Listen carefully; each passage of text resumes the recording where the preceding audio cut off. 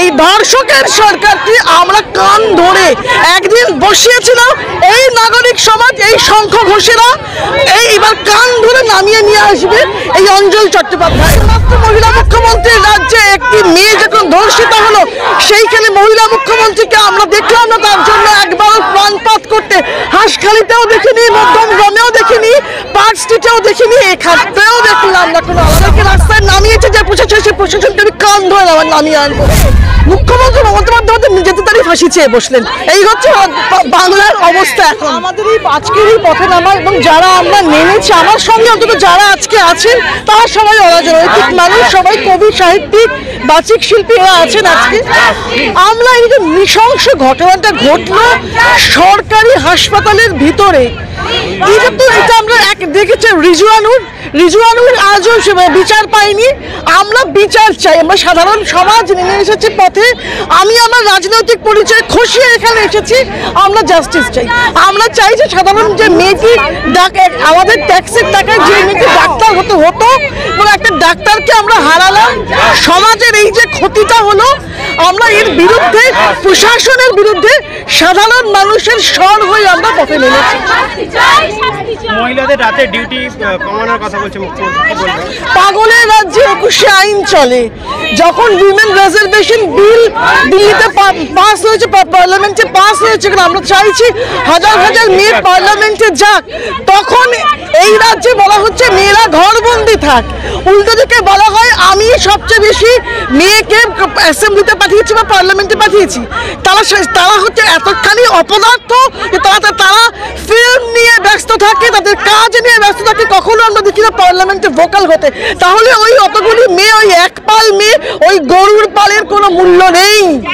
আর একমাত্র তিনি বলতে পছন্দ করেন আমি একমাত্র মহিলা মুখ্যমন্ত্রী ভারতবর্ষে।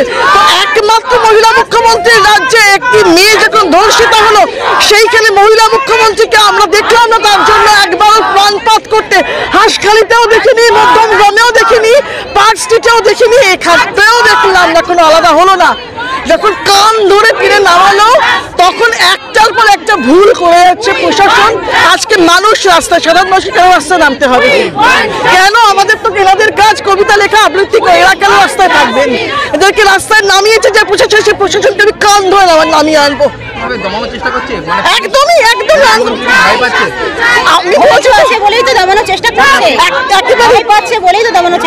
পুলিশ মন্ত্রী মমতা বন্দ্যোপাধ্যায়, আমি দেখলাম হাস্যকর এইসব মজার রসিকতা আমাদের রাজ্যেই হয়। পুলিশ মন্ত্রী মমতা বন্দ্যোপাধ্যায় পথে নামলেন স্বাস্থ্যমন্ত্রী মমতা বন্দ্যোপাধ্যায় অপদার্থতায়। আর এইসব দেখে মুখ্যমন্ত্রী মমতা বন্দ্যোপাধ্যায় নিজেদের তারই ফাঁসি চেয়ে বসলেন। এই হচ্ছে বাংলার অবস্থা এখন। তো আমি আবারও বলছি, পাগলের সরকার, এই দুর্বৃত্তদের সরকার, এই ধর্ষকের সরকারটি আমরা কান ধরে একদিন বসিয়েছিলাম। এই নাগরিক সমাজ, এই শঙ্খ ঘোষেরা এইবার কান ধরে নামিয়ে নিয়ে আসবে এই অঞ্জল চট্টোপাধ্যায়রা। বিচার, এর বাইরে তো আজকের দিনে আর বলার কিচ্ছু নেই। একটাই জিনিস বিচার, মানে মেয়েটাকে আছড়ে কামড়ে মেরে ফেলা হয়েছে।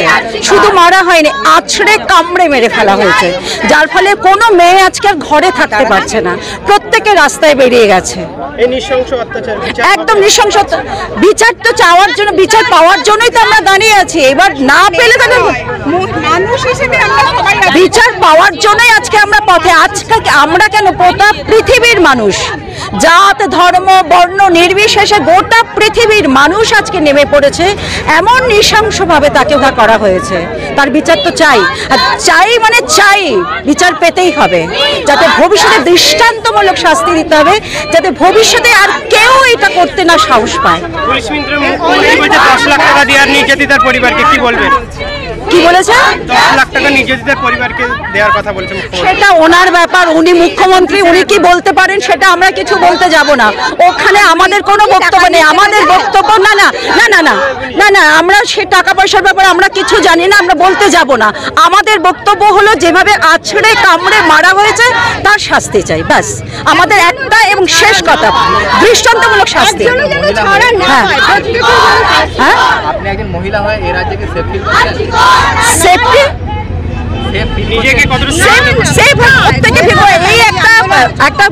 ফুলের মতো করেই সে অকালে চলে গেল, তা কোথায় সেফটি? প্রতি মুহূর্তে তো আমরা পদক্ষেপে হোঁচট খাচ্ছি, কোথায় সেফটি? আর সেফটির জন্যই আজকে রাস্তায় আমাদের এই ঘটনাই ঘটতো। রাতে ডিউটি কমাতে হবে। না না, কেন না? ডিউটি কমিয়ে কিছু হবে না, ডিউটি কমাবে কেন? ডিউটি চাই না। প্রত্যেকে যদি একজন পুরুষ রাতে যদি ডিউটি করতে পারে, একজন পুরুষ যদি রাতে ডিউটি করতে পারে, তাহলে একজন মেয়ে কেন পারবে না? কেন তার সেই নিরাপত্তাটা থাকবে না? এটা কোনো কথা হলো? নিয়ে এসছে কি বলবেন আজকে এখানে পথে নেমেছেন, কি